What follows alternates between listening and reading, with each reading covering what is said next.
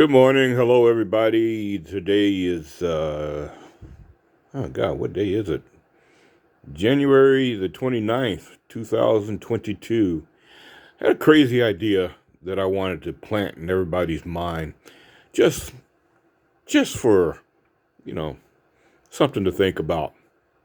It's a crazy idea about bubbles and wildfires. Bubbles and wildfires. Now, imagine every time there's a huge wildfire, the big issue is the wind, the wind, the wind, the wind, the wind. We can't control the wind. We can't fly when the winds are at a certain speed, and we can't do this, we can't do that. And the winds are driving all these flying, burning embers and spreading the fires, and the fires are out of control, and oh my God. So let's think about something crazy and something that you never, ever, ever consider. Bubbles. Trillions and trillions of bubbles. I don't care how you make them. You can make them by dropping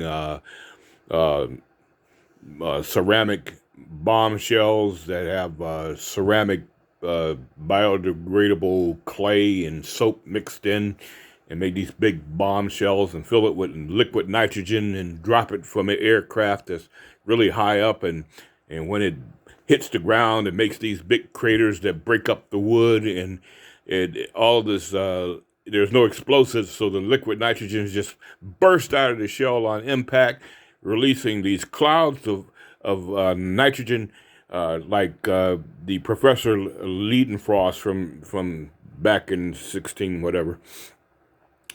You've seen all the Leidenfrost experiments where liquid nitrogen extinguishes fires, and it displaces oxygen, and it cools everything down, causes endothermic reactions. That's one way, dropping bombs that break up the wood and disperse this cloud, this fog of liquid nitrogen, and that becomes a gas and disperses and puts fires out. Leidensmog was another word that I threw in. Is Leidenfrost mixed with smog to make Leidensmog. You have your hot air in the wildfire environment, and then you drop the bombs, and you create this freezing mass of air beneath it, and you get what's called in meteorology a temperature inversion.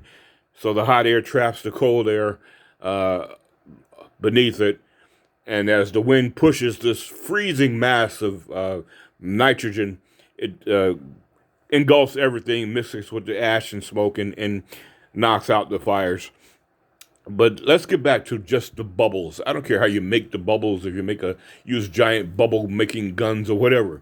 But what if these bubbles are made of pure nitrogen, and they're freezing cold bubbles made of pure nitrogen, and all you're doing is just trying to experiment. You put them out there in the wind, and now you got the wind that's carrying these bubbles as fast as the wind can carry the bubbles. And wherever the wind shifts, it shifts and it carries these freezing liquid nitrogen bubbles that are expanding. And when these bubbles catch up with the burning embers, they attach themselves to the burning embers, and they create an endothermic ember extinguishment, which is a way to put the fires out and stopping the embers from spreading the fires.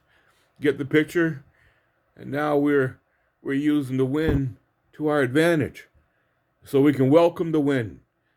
No matter how fast it's blowing, it's now carrying all these freezing nitrogen bubbles, and it's knocking down these burning embers and putting the fires out. Bubbles, bubbles, bubbles. You see, sometimes you just have to think differently before we can progress and make changes. I taught firefighting in the Navy, and I know about dragging hoses. I know about the helicopters, blah, blah, blah. But we can't survive if we don't adapt and overcome to all of these new situations. So, bubbles. Think about it. Bubbles in the wind. I'm tempted to sing now, but I think I'll spare you.